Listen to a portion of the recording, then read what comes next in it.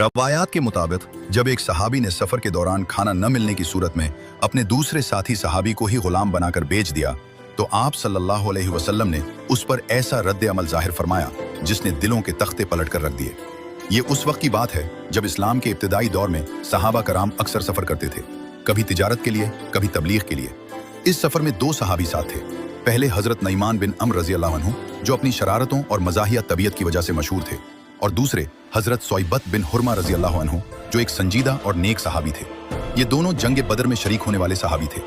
हजरत अबू बकर सिद्दीक रजी अल्लाह अन्हु ने सफर शुरू होने से पहले हजरत सोइबत को खाने पीने के सामान का निगरान बनाया और कहा कि जब तक मैं वापस ना आऊं ये सामान संभाल कर रखना।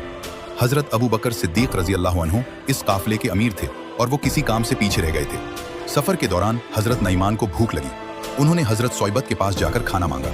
हजरत सोइबत ने साफ इनकार कर दिया और कहा कि अबू बकर रजी अल्लाह अन्हु ने मुझे जिम्मेदार बनाया है, जब तक वो वापस नहीं आते मैं किसी को कुछ नहीं दे सकता। नईमान को उनका ये सख्त इनकार एक चैलेंज महसूस हुआ और एक दिलचस्प शरारत के जरिए बदला लेने का सोचा। नईमान फौरन करीब मौजूद एक कबीले के पास पहुंचे जो वहां से गुजर रहा था। उन्होंने जाकर एक बिजनेस डील पेश की और कहा कि मेरे पास एक गुलाम है जिसे मैं बेचना चाहता हूँ। वो बहुत अच्छा है और कामकाज में माहिर है। लेकिन साथ में नईमान रजी अल्लाह अन्हु ने कबीले वालों को एक जरूरी बात भी बताई। उन्होंने कहा कि देखो, ये गुलाम थोड़ा जबान दराज है, ये कहेगा कि मैं आजाद हूँ, लेकिन इसकी बात पर यकीन मत करना क्योंकि ये इसकी पुरानी आदत है। कबीले वालों ने कीमत पूछी। नईमान रजी अल्लाह अन्हु ने कीमत बताई।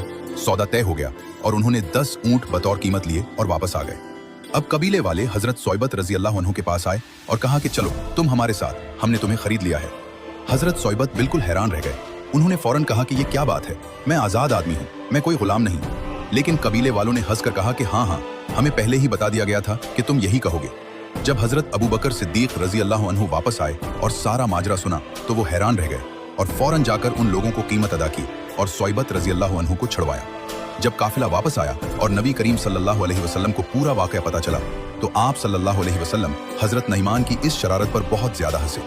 रिवायत में आता है कि आप सल्लल्लाहु अलैहि वसल्लम और आप सल्लल्लाहु अलैहि वसल्लम के सहाबा 1 साल तक इस वाकये को याद करके हंसते और मुस्कुराते थे।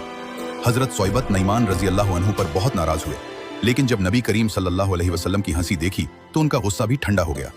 सहाबा किराम रजी अल्लाह अन्हुम की आपस की मोहब्बत इस कदर गहरी थी कि ऐसी शरारतें भी रिश्ते नहीं तोड़ती थीं।